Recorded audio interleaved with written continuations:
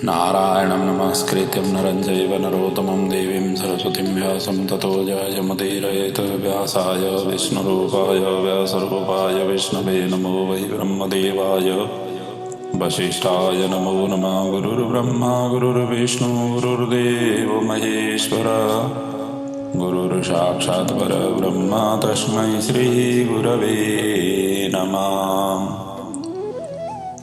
बोलिए श्री महाभारत ग्रंथ की जय, श्री व्यास जी महाराज की जय, सद्गुरुदेव भगवान की जय। विदुर नीति की हम चिंतन मनन करते हुए दूसरे अध्याय में हैं। महाभारत के उद्योग पर्व में वर्णित इस अमूल्य निधि को हम चिंतन करते हुए आ रहे हैं। आज दूसरे अध्याय के उत्तरार्ध में है। लगभग आज दूसरा अध्याय को भी प्रणाम करने का अवसर मिलेगा। कल तक की प्रसंग में हमने 66 सूत्र तक चिंतन मनन किया था। 86 सूत्र तक द्वितीय अध्याय है। तो यहाँ पर विदुर जी धृतराष्ट्र को समझा रहे हैं किस तरीके से राजा होकर के प्रजाओं के हित के लिए कैसे कार्य करना चाहिए। एक तो वो बात को इन्होंने फोकस किया हुआ है, राजा राज्य के कैसे संचालन करें उसकी बात को यहाँ फोकस किया गया है। राजा के अंदर में क्या क्या गुण होना चाहिए, राज्य के अंतर्गत अपने क्या क्या चीजों को विशेष रूप से राजा होकर के देखभाल करना चाहिए, इन बातों को तो बता ही रहे हैं। साथ साथ में जो पारिवारिक कला है, कौरव और पांडव का बीच का जो दरारें जो उत्पन्न हुई है और उस क्षेत्र को कैसे समायोजन करके आगे बढ़े, इनका भी साथ साथ में विशेष रूप से इन्होंने महत्व देते हुए धर्म की बात बताते हुए अपने परिवार कितना प्रबल और कितना सक्षम और सबल बनाना चाहिए और किस तरीके से हम परिवार को सुरक्षित और इकट्ठा कर सकते हैं, इन बातों को भी उन्होंने विशेष रूप से ध्यान देते हुए इन नीतियों में वो चर्चा कर रहे हैं। आइए आज की प्रसंगों को विधिवत रूप से 67वां श्लोक से आगे करते हैं। यहाँ पर विदुर जी कहते हैं, समवेक्षेह धर्मार्थो संभारान यो दिगच्छति सवै संभृत संभार सततम सुखमेदते। तो कहते हैं कि इस जगत में धर्म अर्थ का विचार करके ही विजय साधन का सामग्रियों को संग्रह जो करता है और इससे उस सामग्री से युक्त होने के कारण सदा वो सुखपूर्वक समृद्धशाली होता रहता है। अर्थात धर्म और अर्थ के विशेष रूप से विचार करना चाहिए। धर्म को छोड़ दिया तो भी कल्याण होने वाला नहीं है, अधर्म की ओर जाएंगे तो कल्याण होने का संभावना ही नहीं रहता है। और अर्थ का विचार मतलब अपने मजबूती कैसी है, स्थिति कैसी है, उसका भी ध्यान रखना पड़ता है। तब जा करके ही सभी तरफ हम अपने मकसद में कामयाबी हो सकते हैं, ये भाव है। अगले सूत्र में कहते हैं, यह पंचाभ्यांतर शत्रुन विजित्य मनोमयान जिगीषति रिपुन्नन्यान रिपवो भी भवन्ति तम। कहते हैं हमारे भी अंदर ही 5 इंद्रिय रूप शत्रु बैठे हुए हैं और इनको विजय प्राप्त किए बिना जो हमारे बाहर के जो शत्रु हैं वो उनसे उनके ऊपर में विजय प्राप्त करना मुश्किल होता है। पहले तो अपने अंदर की जो पंच इंद्रिय रूपी जो शत्रु हैं उनको पहले वश में करो, उनको नियंत्रण में करो, तब जाकर के बाहरी शत्रुओं के प्रति आक्रमण करोगे, तब जाकर के सफलता होगी। ये बात को इस सूत्र में बताया गया है। अगले सूत्र में कहते हैं दृश्यन्ते ही महात्मानो बध्यमाना स्वकर्मभिः इंद्रियाणाम अनिशत्वा राजनो राज्य विभ्रमयी। कहते हैं कि जिन्होंने इंद्रियों को विजय प्राप्त नहीं किया हुआ है और इंद्रियों के जो वशीभूत हुए हैं, और ऐसे जो साधु तो साधारणता यही होता है कि साधु इंद्रियों को विजय प्राप्त करके ही आगे बढ़ते हैं। यदि साधु का भेष तो धारण किया हुआ है और इंद्रिय के ऊपर विजय प्राप्त नहीं किया हुआ है, तो साधु, राजा, सज्जन, विद्वान, ये सभी के सभी फिर वही इंद्रिय के ही इर्द गिर्द में घूमते रहेंगे, उनसे पार नहीं पा पाएंगे। कहने का मतलब कि ये इंद्रिय इतने प्रबल हैं जिनको वशीकरण करना साधु संतों के लिए भी कठिन है, और जब तक इनको वशीकरण नहीं कर पाते हैं तब तक फिर हमें उस लक्ष्य की हमें प्राप्ति नहीं हो पाती है जो हम चाहते हैं और जो हमारी इस मानव जीवन से हमें प्राप्त करना चाहिए, जिसके लिए मानव चोला हमें मिला हुआ है। फिर तो हम उसी वासना के अंदर में ही हम सने रहेंगे, वहाँ से उठ ही नहीं पाएंगे। इसलिए इंद्रिय पर हमेशा विजय प्राप्त करने वाले व्यक्ति ही आगे बढ़ सकते हैं, ये भाव है। अगले सूत्र में कहते हैं असंत्यगात पाप कृता अपापम स्तुल्यो दंड स्पृशते मिश्र भावा शुष्के रणार्दम दह्यते मिश्र भावा तस्मा पापे संधि न कुर्यात्। अब ये दुष्ट और पापी जनों के साथ में संधि नहीं करना चाहिए, ये बात बता रहे हैं। तस्मा पाप ही सह संधि न कुर्यात्। इसके लिए एक उदाहरण ये दे रहे हैं, जैसे सूखी लकड़ी जहाँ जल रही हो वहां पर आप गीली लकड़ी भी डालेंगे तो गीली लकड़ी भी सूखी लकड़ी की ही तरह अग्नि भस्म कर देती है। और उसी प्रकार पापाचारी दुष्टों के साथ में यदि हमने उनको साथ में हमारे साथ में चल रहे हैं या उनका साथ लेकर के हम चल रहे हैं, तो हम भी उसी गीली लकड़ी की ही तरह हमारे स्वभाव यदि स्वच्छ होते हुए भी दुराचारी दुष्टों के साथ में हम साथ दे रहे हैं, तो गीली लकड़ी की तरह हम भी वहाँ पर भस्मसात होंगे। ये भाव इसमें व्यक्त किया गया है। अर्थात अपराधी व्यक्तियों के साथ में निरपराध व्यक्ति यदि मिल जाता है तो व्यक्ति दोनों ही फिर अपराधी ही माने जाते हैं। उनका अनुमोदन समर्थन भी अपराध का ही स्वरूप माना जाता है। दोनों ही दंड के भागी होंगे, ये भाव है।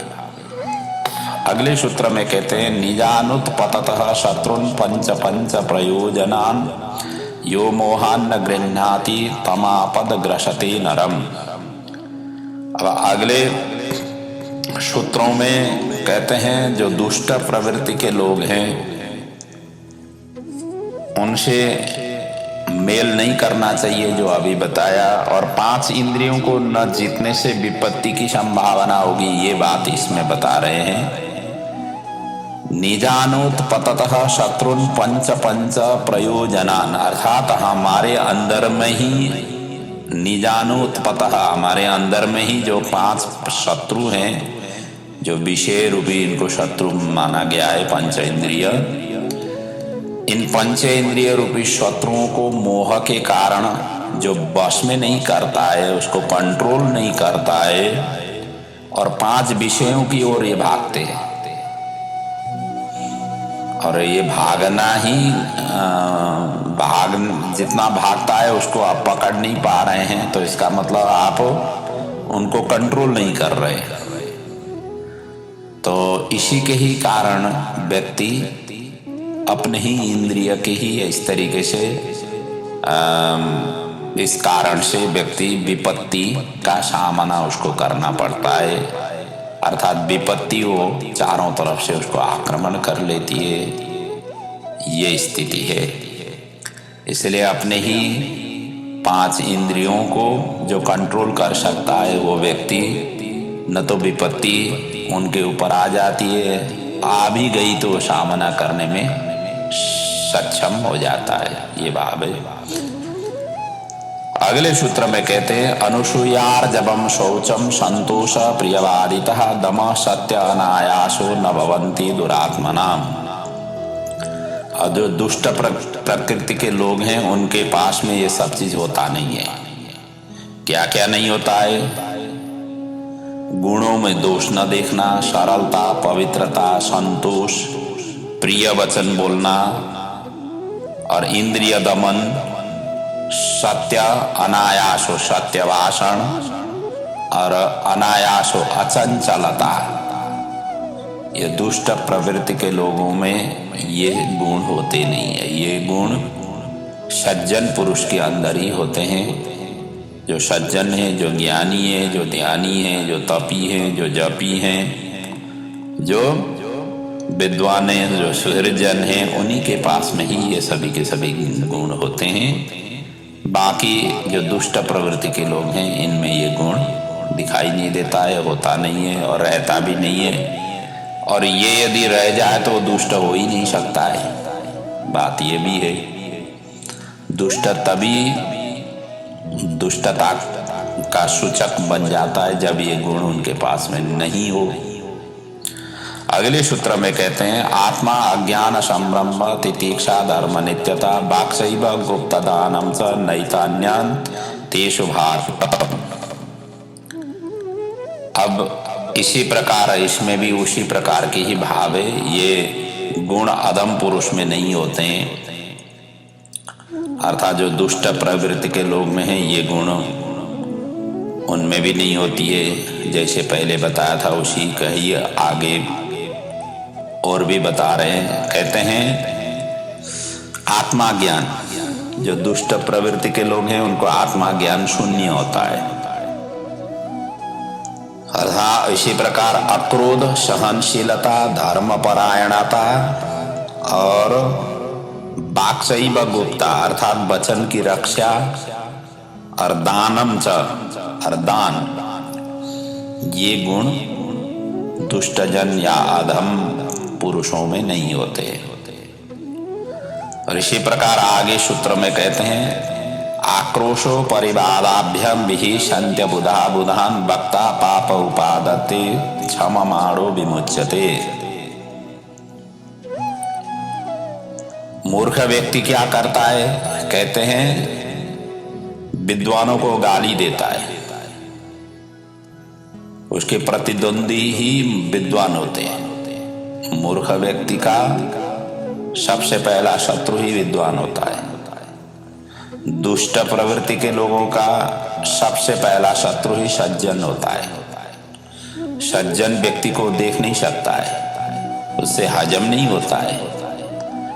दुष्ट प्रवृत्ति के लोग और मूर्ख प्रवृत्ति के लोग के प्रथम शत्रु ही यही होते हैं। और उनको गाली दे करके, निंदा करके, किसी भी तरीके से वो कष्ट पहुंचाने में लगे रहते हैं और करते रहते हैं। लेकिन जो सज्जन है, जो सुहृदजन है, वो क्षमा दे करके वो पाप से मुक्त हो जाता है। कोई गाली दे या नहीं दे उससे उनको कोई फर्क नहीं पड़ता है, वो तो क्षमावान होता है। परंतु जो गाली देने वाला है वो पाप का भागी बन जाता है। अर्थात दुष्ट जो जिसको गाली दे देता है पाप उसी को भी भोगना पड़ता है। सज्जन लोग तो पाप दे या नहीं दे और क्षमा दे करके आप अपने उसमें चल अपने साधना पथ में वो आगे बढ़ते ही रहते हैं, उनको कोई फर्क नहीं पड़ता है। और इन चीजों से फर्क पड़ने लग गया तो साधना कर ही नहीं पाएगा, क्योंकि समाज में जब रह रहे हो तो ये तो आपको प्रति क्षण ये सभी चीज की सामना करनी, हर कोई व्यक्ति को करनी ही पड़ती है। जो व्यक्ति इसको ध्यान दे करके लग जाता है वो फंस जाता है। इसलिए सज्जन और सुहृदजन ये सब चीजें के पीछे पड़ते ही नहीं है और उनको इतना मतलब ही नहीं होता है, और तभी तो अपने लक्ष्य की ओर वो अनवरत रूप से साधना में लगे रहते हैं और सफल भी होते हैं। अगले सूत्र में कहते हैं हिंसा बल असाधूनाम राज्ञाम दंड विधिर बलम शुश्रूषा तो बलम स्त्रीणाम क्षमा गुणवताम बलम। क्षमा सबसे बड़ा गुण है, ये इस बात में इस सूत्र में बता रहे हैं। गुणवानों का बल ही क्षमा होता है। जो गुणी है, जो सुहृदजन है, सज्जन जन है, उनकी सर्वोपरि शस्त्र, सर्वोपरि अस्त्र, सर्वोपरि सिद्धि ही क्षमा होती है। क्षमा का मतलब इंटरफियर नहीं करना, कहीं भी किसी भी क्षेत्र में इंटरफियर नहीं करना। जो करना हो करो, जो धरना हो धरो, और उनसे उनका कोई लेना देना नहीं होता है। यही क्षमा की उत्कृष्टता है। यदि ये कर नहीं पाते तो वो भी दुष्ट हो जाते हैं। हालांकि नीति कहती है सठम प्रति साठ्यम एवं समाचरित, नीति उस तरीके से भी उपदेश देती है, परंतु जो सहृदजन होते हैं वो क्षमा को विशेष रूप से धैर्य धारण करके अपने जीवन पथ में, अपने साधना में लगे रहते हैं उनमें। और इसीलिए कहते हैं दुष्ट पुरुषों का बल ही हिंसा है। जो दुष्ट प्रवृत्ति के व्यक्ति है, किस तरीके से दूसरे को असर दे। हिंसा बल असाधु नाम राज्ञाम दंड विधिर बलम। राजाओं का बल क्या है? दंड देना, उचित दंड देना, ये राजाओं का बल है। और शुश्रूषा तो बलम स्त्रीणाम, स्त्रियों का बल क्या है? सेवा करना, उनकी शुश्रूषा करना ही उनका बल है। और इसी प्रकार जो सुहृदजन है उनका बल ही क्षमा है।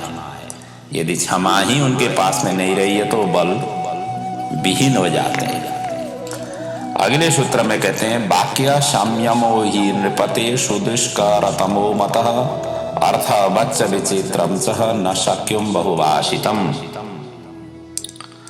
अगले सूत्र में कहते हैं विशेष अर्थयुक्त विचित्र वाणी की दुर्लभता और मधुर वाणी से लाभ और कटु वचन से हानि की प्रसंगों को यहाँ पर वर्णन कर रहे हैं। कहते हैं वाक् संयम यो हि नृपते, वाणी का पूर्ण संयम हो, ये सभी के लिए साधारण तपस्या नहीं है, ये तो बहुत कठिन माना गया है। हर कोई व्यक्ति वाणी को पूर्ण रूप से संयमित करके आगे बढ़े, ये संभव ही बहुत कम है। लेकिन उसमें भी से भी अर्थयुक्त और चमत्कार पूर्ण वाणी भी अधिक नहीं बोला जा सकता है, अर्थात नहीं बोली जा सकती है। ये और भी क्षमावान व्यक्तियों की स्वरूप में बताया गया है। कहते हैं अर्थयुक्त और चमत्कारी पूर्ण वाणी भी अधिक नहीं बोली जा सकती है। जब पूर्ण संयमित तो बोली नहीं जा सकती है और अर्थयुक्त वाणी भी नहीं बोली जा सकती। ये है कहने का मतलब। कहने का मतलब यही है कि ये तो वाणी संयमित नहीं हो पाती है और वाणी संयमित नहीं हो पाती है वो ठीक है, लेकिन जो वाणी बोल रहे हैं उस वाणी में कोई अर्थ हो, चमत्कार पूर्ण हो, ऐसा भी नहीं कर पाते। ये बात। अगले सूत्र में कहते हैं अव्यावहति कल्याणम विविधम वाक्सुभाषिता शैवः दुर्भाषिता राजन अर्थोपपद्यते। कहते हैं कि मधुर शब्द में कही हुई बात अनेक प्रकार से कल्याण करती है। अव्यावहति कल्याणम विविधम वाक्सुभाषिता, और मीठी शब्दों में यदि आप किसी से बातचीत वार्तालाप करेंगे तो अनेक प्रकार से कल्याण हो सकती है। लेकिन वहीं पर यदि आप कटु वचन शैव दुर्भाषिता, वही वाणी आप रोषपूर्ण, आक्रमण पूर्वक या कटु शब्दों से वही वाणी को यदि आप प्रकट करते हैं तो अनर्थ का कारण बन जाता है। आप सहज रूप से सरल और मीठी और स्वादिष्ट भाषा में शब्दों के द्वारा उसी भाव को यदि आप बोलेंगे तो उससे सामने वाला प्रसन्न हो जाता है। लेकिन वही बात बोलनी है आप सीधा ही कटु वचन के रूप में आप बोलेंगे तो उनके लिए अप्रिय हो जाता है। इसलिए हमेशा हमेशा वाणी को सोच समझ करके और मधुर वचनों से वाणी को प्रयोग में ले आना चाहिए, ये भाव है। अगले सूत्र में कहते हैं रोहते सायकेर विद्धिम वनम परशुनाहतम वाचा दुरुक्तम विवेत्सम नमसम रोहति वाक्शतम। जो वाणी से जो बेधा जाता है उसको भरना बड़ा मुश्किल होता है, वो भरी नहीं जाती है। आपने अप्रिय शब्द बोल करके किसी को कटु वचन बोल लिया तो उसका भरने का कोई स्वरूप नहीं होता है, कैसे उसको भरा जाए, क्योंकि आपने वाणी से ऐसे विद्ध किया हुआ है, वाणी से जो वेदन किया गया है उसका पूर्ति किसी से नहीं होती है। वाले ही यहाँ पर उदाहरण दे रहे हैं, फरसा से जो कटा हुआ वन की कोई भी वृक्ष हो, वो वृक्ष भले ही वहां से फिर से पनप जाता है, अर्थात पुनः वृक्ष निकल सकता है, लेकिन वहीं पर कटु वचन बोल, जो कटु वचन रूपी कांटा से यदि हमने बोला हुआ है तो वो पनपने में पनप नहीं हो पाती है, अर्थात वो नहीं हो सकता है, वो हृदय के भीतर तक चला जाता है और कैसे वो निकल सकता है, ये है। अगले सूत्र में कहते हैं बाक्षायका वदना निष्पतंति यैराहत सोचति रात्रिहानि परस्य नाम मरमसुते पतंती तान पंडितो नाम वसृजेत परेभ्यः।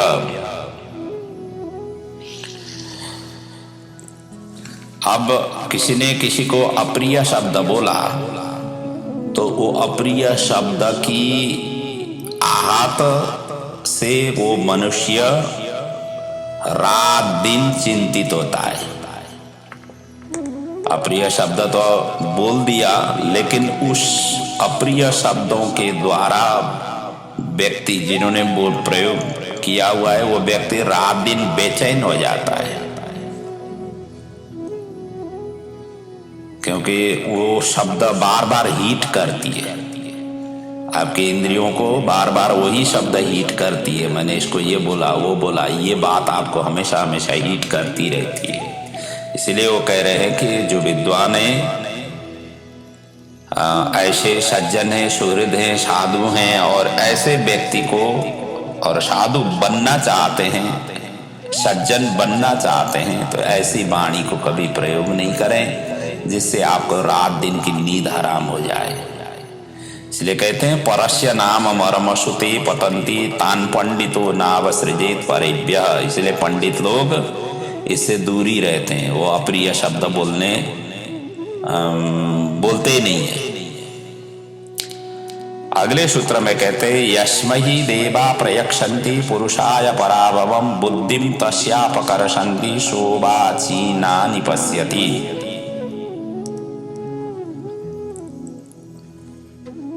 जिनको देवता लोग पराजय करना चाहते हैं, अर्थात जिसे पराजय का भागी बनाना चाहते हैं, उसकी बुद्धि को देवता लोग पहले ही हरण कर लेते हैं। यस्मै देवा प्रयक्षन्ति ही पुरुषाय पराभवम। पुरुषाय पराभवम अर्थात पुरुषों की यदि पराजय प्रदान करना हो तो उनको देवता पहले ही उनकी बुद्धि को हरण कर लेते हैं। बुद्धिम तस्यापकर्षन्ति, उसकी बुद्धि को पहले ही ग्रहण कर लेते हैं। और उसको इतना ही नहीं, उसको अभिचीनानि पश्यति, उसको नीच कर्मों की ओर उनको अग्रसर भी करा देते हैं। अब बुद्धि हरण हो गए देवताओं के द्वारा, तो बुद्धि ही नहीं रह गई, तो व्यक्ति स्वतः मूर्ख हो जाता है। और मूर्ख व्यक्ति तो नीच का ही कर्म करेगा, अच्छा कर्म वो कर ही नहीं सकता है। इसलिए जिनको पराजय भोगना है, पहले ही देवता इस तरीके से बुद्धि को हरण कर लेते हैं, ये भाव है। अगले सूत्र में कहते हैं बुद्धो कलुष भूतायाम विनाशे प्रत्युपस्थिते अनयो नय शंकाशो हृदयान्नापसरपति। जब विनाश काल उपस्थित हो, विनाशे प्रत्युपस्थिते, जब विनाश काल उपस्थित होने पर व्यक्ति की बुद्धि मलिन हो जाती है, क्षीण हो जाती है। और फिर तो वो न्याय अन्याय ये सब चीज देख नहीं पाता है, कौन सा न्याय है, कौन सा अन्याय है, कौन सा ठीक है, कौन सा बेठीक है, ये सब चीजें उसके हृदय से बाहर निकल जाती है। और उसको जो सामने दिखाई देता है उसी के ही ऊपर वो झपट लेता है। इसलिए विनाश काले विपरीत बुद्धि, इसीलिए कहा गया विनाश काल में बुद्धि विपरीत हो जाती है, उल्टा चलने लग जाता है, जैसा होना चाहिए था वो नहीं हो पाता है, इसीलिए विनाश की ओर चला जाता है। इस प्रकार की यहाँ पर भाव व्यक्त करने के पश्चात अब यहाँ पर विदुर जी अब धृतराष्ट्र को समझा रहे हैं कि युधिष्ठिर के प्रति आप सद्भाव रखें, उनके प्रति उनका कल्याण करने की उनको भी उसी प्रकार से जैसे आपने पुत्रों के प्रति कौरवों के प्रति जैसे आपके सद्भाव है, उसी प्रकार की सद्भाव रखने से ही आपका कल्याण होगा। ये बात यहाँ पर आगे वर्णन कर रहे हैं और इस अध्याय की उपसंहार के रूप में ये 2, 3, 4 श्लोकों में उस प्रकार से वर्णन कर रहे हैं। शेयम बुद्धि परिताते पुत्राणाम भरतर्षभ पांडवानाम विरोधेन न चैनः अनुबुध्यसे। इसलिए यहाँ पर आपके पुत्र की वह बुद्धि पांडवों के प्रति विरोध से व्याप्त हो गई है, क्योंकि आपके पुत्र पांडवों के प्रति विरोध कर रहे हैं, आप उनको पहचान नहीं पा रहे हैं, यही आपका गलती हो रही है। आप इसको ठीक तरीके से समझें, क्योंकि ये विरोध जो उत्पन्न हुआ है दोनों के बीच में खतरनाक साबित होगा और ये करना आपको नहीं देना चाहिए। आप राजा है, आप आज्ञा दे सकते हैं, आप इनको कंट्रोल कर सकते हैं, ये सूचना दे रहे हैं। और अगले सूत्र में कहते हैं राजा लक्षण संपन्न त्रैलोक्यास्यापि यो भवेत् शिष्यस्ते शासिता सोस्तु धृतराष्ट्र युधिष्ठिर। देखिए युधिष्ठिर ऐसे हैं जो राज लक्षणों से युक्त है और इसी राज लक्षणों से युक्त होने से त्रिभुवन के भी वो राजा हो सकते हैं। इसलिए आपका वो आज्ञाकारी भी है, इतना ही नहीं आपके वो आज्ञाकारी भी हैं और इस पृथ्वी का शासक होने योग्य भी युधिष्ठिर ही है।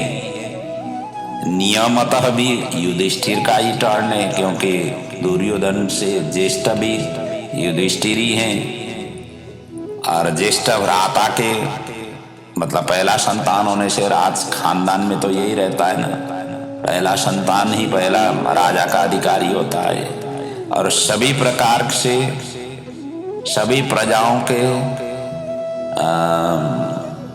सम्मान पात्र भी युधिष्ठिर ही हैं, इसलिए उनको ही आप राजा बनाएं, इसमें ही कल्याण है, ये सूचना वो दे रहे हैं।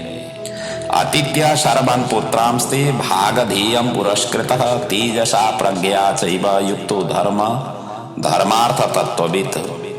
कहते हैं वो युधिष्ठिर धर्म तथा अर्थ की तत्वों को जानने वाला, तेज और बुद्धि से युक्त और पूर्ण सौभाग्यशाली, और आपके अतिथ्यम सर्वान पुत्रास्ते, आपके सभी पुत्रों में से भी ये श्रेष्ठ है, ज्येष्ठ है। इसलिए अनुक्रोशाद अनृम संस्याद योशो धर्म वृतांबर गौरवा तब राजेंद्र बहुन क्लेशांस तितिक्षति। कहते हैं राजन, ये धर्मधारियों में श्रेष्ठ युधिष्ठिर दया, सौम्य भाव तथा आपके प्रति यह गौरव बुद्धि के कारण ये बहुत कष्ट सह रहा है। अर्थात इन्होंने काफी उन्होंने तितिक्षा किया हुआ है। आप जितने भी लांछना इनके ऊपर में लगा रहे हैं फिर भी वो सहन कर रहे हैं, क्योंकि आपको आदर भाव दे रहे हैं। और ऐसे व्यक्ति को आप जो है ना किनारा लगाएंगे तो आपका अनिष्ट होने में कोई देर नहीं लगेगी, आपके अपकर्षण होने में कोई देर नहीं लगेगी। साधु सज्जनों के प्रति यदि आप इस तरीके से किनारा करेंगे, उनके अधिकार को छीन लेंगे, तो आपका कल्याण होना संभव नहीं है। ये भाव यहाँ पर व्यक्त करते हुए ये द्वितीय अध्याय की कथा यहाँ पर पूर्ण की गई है, नीति पूर्ण की गई है। और आज के प्रसंगों को भी हम यहीं पर विराम ले रहे हैं। बाकी अब तीसरे से 8वें अध्याय तक की जो प्रसंग हैं अगले पड़ाव में पुनः चिंतन मनन करेंगे। द्वितीय अध्याय को यहीं पर प्रणाम कर रहे हैं। इस विदुर नीति की अमूल्य सुझाव, अमूल्य वचनों को अपने जीवन में अपने कहीं ना कहीं किसी न किसी तरीके से लागू आपके जीवन के लिए हो सके, यही प्रभु के चरणों में वंदन प्रार्थना सहित मैं अपने वाणी को विराम ले रहा हूँ। ओम पूर्णमदः पूर्णमिदं पूर्णात् पूर्णमुदच्यते पूर्णस्य पूर्णमादाय पूर्णमेवावशिष्यते। ओम शांति शांति शांति। ओम